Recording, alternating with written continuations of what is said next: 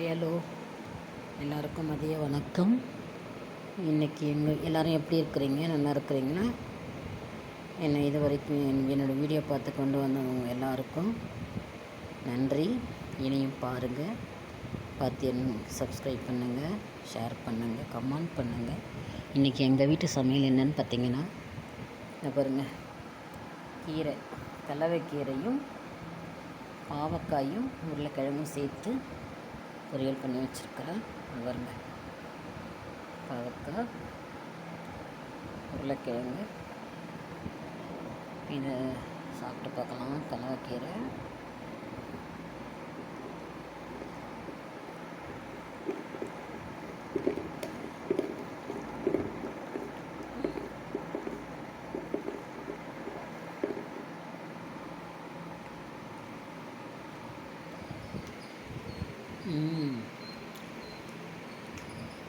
கீரை செம்மையாக இருக்குது.